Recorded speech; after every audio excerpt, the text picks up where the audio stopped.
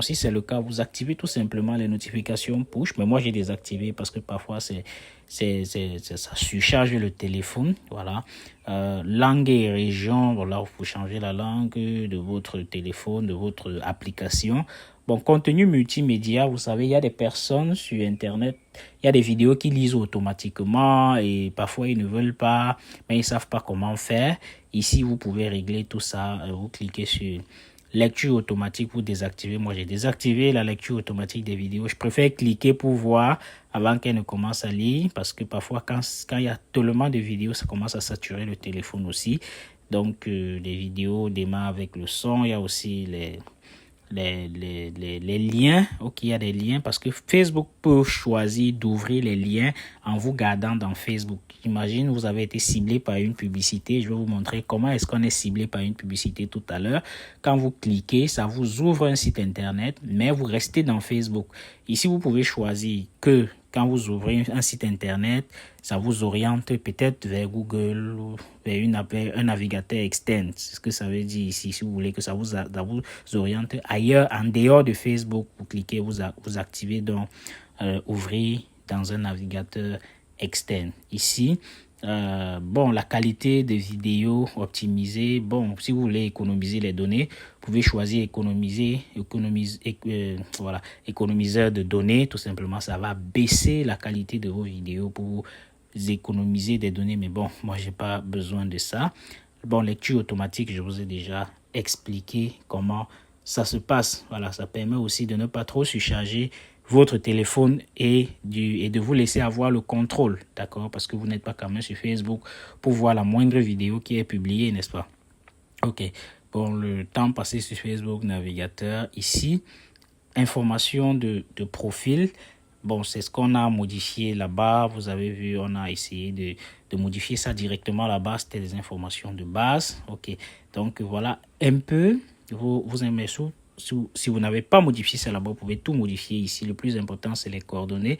Vous avez vu dans mes informations là-bas, mon numéro ne s'affiche pas. Mon adresse email ne s'affiche pas, mais mon lien s'affiche. Je vais vous montrer comment on paramètre ça parce que l'un des paramètres très importants que vous ne devez pas laisser public, c'est votre adresse email. Parce que c'est très souvent à partir de votre adresse email qu'on va pirater votre compte. Donc, votre adresse email, faites l'effort de ne pas laisser ça public. Ok. Comment les autres peuvent vous trouver ou vous contacter, c'est très important. Qui peut vous envoyer des invitations, vous laissez à tout le monde. Qui peut voir votre liste d'amis? Ouais, moi j'ai mis moi uniquement. Pour certaines personnes, vous allez voir tout le monde, vous ouvrez son profil, vous voyez, il y a tous ses amis qui sont là, vous pouvez envoyer les demandes à ses amis, vous pouvez spammer ses amis, donc autant de choses. Qui peut vous trouver? Ce qui fait que dès que votre coude est piraté, voilà, ce sont vos amis qui en souffrent, qui peut vous trouver à l'aide de l'adresse email que vous avez fournie. Vous avez déjà mis moi uniquement, tout simplement pour que personne n'ait accès à mon adresse email, parce que c'est à partir de là qu'on va vous pirater facilement. Qui peut vous trouver à l'aide du numéro de téléphone que vous avez fourni. Bon, j'ai mis les amis.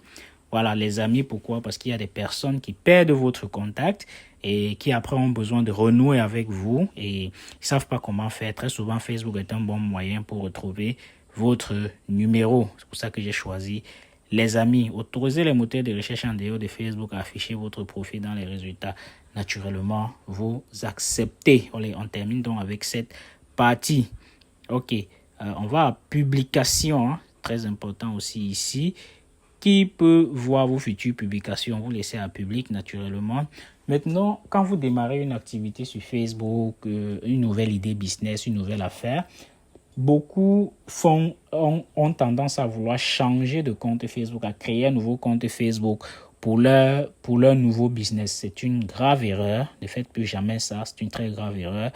Vous pouvez, ils le font parce qu'ils ont beaucoup de choses qu'ils ont publiées sur leur ancien compte qui n'a rien à voir avec leur business et ils ne se voient pas supprimer ça un à un, surtout que c'est très lent. Vous pouvez tout simplement venir ici, vous cliquez sur limiter qui peut voir les anciennes publications. Facebook ne va plus montrer vos anciennes publications à de nouvelles personnes qui fouillent votre profil. Tout simplement que d'aller créer un nouveau profil parce qu'un profil Facebook doit être à la longue vérifié et si Facebook identifie que vous avez 2 profils, ne vous en faites pas, les algorithmes de Facebook sont très très bien capables de le faire parce que la distance entre vos 2 yeux ne va jamais changer.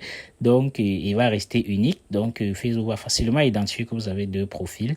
Il va bloquer les 2 profils. Vous n'aurez plus la possibilité d'avoir accès à aucun de ces 2 profils. C'est très important que de créer un autre compte. Revenez ici, suivez cette vidéo et faites comme je vous ai dit. Pour les stories ici, bon, confidentialité de la story, vous faites tous les paramétrages là. Vous pouvez prendre 30 à 45 minutes, vous paramétrez tout ça selon vos préférences, très important.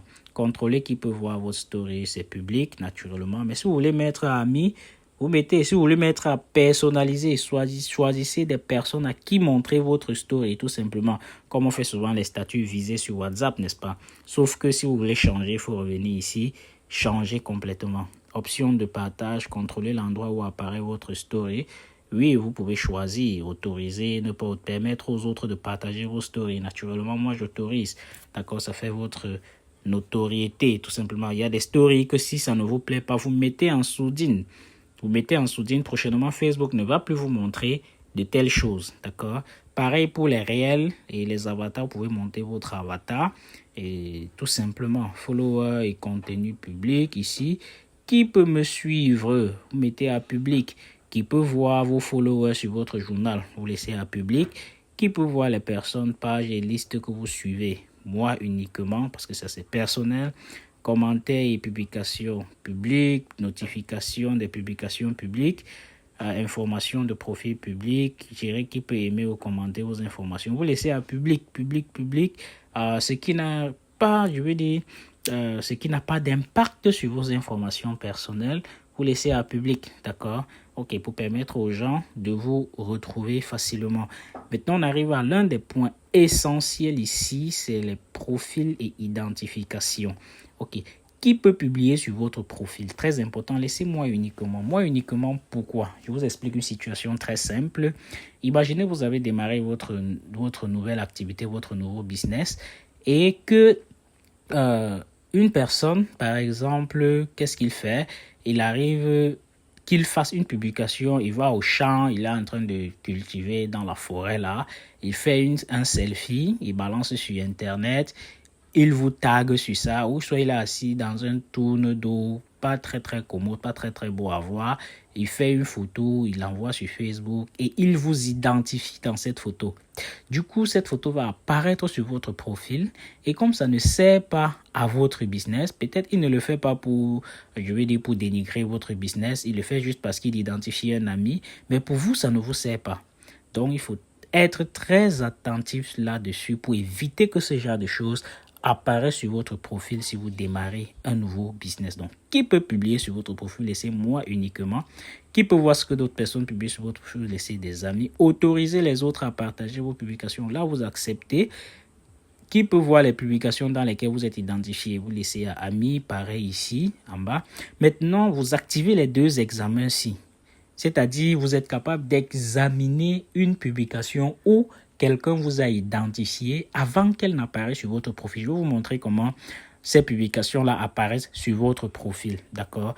Vous pouvez examiner les publications dans lesquelles vous êtes identifié avant qu'elles n'apparaissent sur votre profil. Vous activez les 2 examens-là, c'est-à-dire quand quelqu'un va vous identifier, vous allez regarder d'abord la publication. Si elle vous satisfait, si elle vous arrange, c'est là que vous acceptez qu'elle soit publiée sur votre profil. C'est très important parce que vous pouvez aussi avoir un partenaire business qui vous identifie dans sa publication. Là, c'est important. Mais si c'est quelqu'un qui publie quelque chose qui n'a rien à voir, il tombe sur quelqu'un qui est en train de faire des histoires au quartier, des trucs pas commodes, et il vous identifie dedans, ça ne vous sert pas dans votre business. Je vais aller vous montrer comment est-ce que ce genre de choses apparaît dans votre profil. Déjà, je vais ouvrir mon profil. Vous allez voir tout ce qui est sur mon profil. C'est moi-même qui ai publié. Donc, tout ce qui est là, c'est moi qui publie.